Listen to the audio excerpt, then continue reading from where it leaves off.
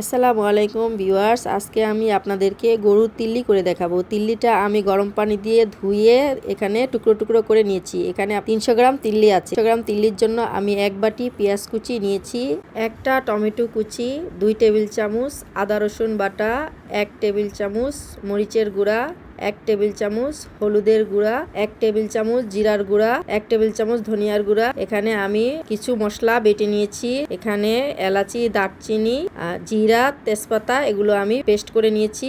এখানে আস্ত মশলার মধ্যে নিয়েছি একটা তেজপাতা, 2টা এলাচি, 2টা দারচিনি, পরিমাণ মতো লবণ, 4-5টা মরিচ। রান্নার জন্য এখানে আমি চুলায় প্যান বসিয়ে দিয়েছি, দিয়ে দিলাম পরিমাণ মতো তেল। তেলটা একটু হালকা গরম হলে দিয়ে দিব পেঁয়াজ কুচি। পেঁয়াজ কুচিগুলো দিয়ে হালকা নেড়ে চেড়ে এটাকে আমি কিছুক্ষণ ভেজে নেব। পেঁয়াজটা আমার হালকা বাদামি করে ভাজা হয়ে গেছে, এই যে দেখুন। তারপরে দিয়ে দিব আদা রসুন বাটা।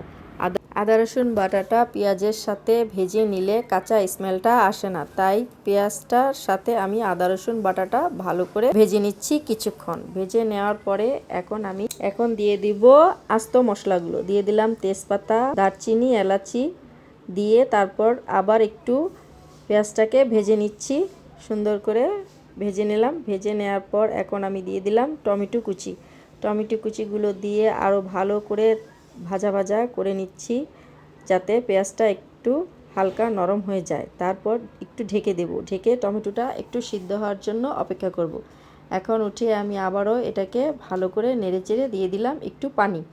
পরিমাণ মতো একটু পানি দিলাম। এখন আমি গুঁড়া মশলাগুলো অ্যাড করব, তাই পানিটা দিলে গুঁড়া মশলাটা পুড়ে যাবে না, তাই এখানে আমি পানি অ্যাড করেছি। এখন দিয়ে দিচ্ছি মরিচের গুঁড়া, হলুদের গুঁড়া, জিরার গুঁড়া, ধনিয়া গুঁড়া দিয়ে ভালো করে এটাকে কষিয়ে নিব আরও কিছুক্ষণ। ভালো করে নেড়েচেড়ে এটাকে তেলের সাথে ভালো করে কষিয়ে নিতে হবে। ভালো করে কষিয়ে নিলে তরকারির স্বাদটা অনেক ভালো পাওয়া যায়, তাই আপনারা চেষ্টা করবেন রান্নার সময় মশলাটা ভালো করে কষিয়ে নিতে। আমি এখানে কষিয়ে নেওয়ার পরে দিয়ে দিলাম পরিমাণ মতো লবণ। মশলার সাথে লবণটা দিয়ে আমি এখন ভালো করে নেড়েচেড়ে এটাকে কষিয়ে নিব আরও কিছুক্ষণ।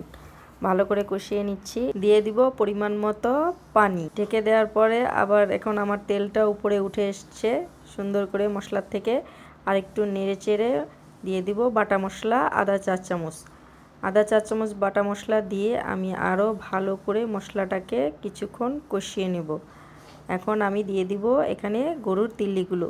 দিয়ে সবগুলো তিল্লি একসাথে সুন্দর করে দিয়ে ভালো করে এটাকে কষিয়ে নিব আরও কিছুক্ষণ।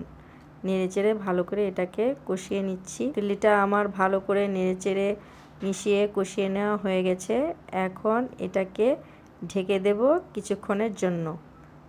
ঢাকনা উঠিয়ে দেখলাম আমার তিল্লিটা ভালো করে কষানো হয়ে গেছে। এখন আবার নেড়েচেড়ে এটাকে সিদ্ধ হওয়ার জন্য আরও কিছু পানি অ্যাড করব। পানিটা আমি এখানে গরম দিয়েছি।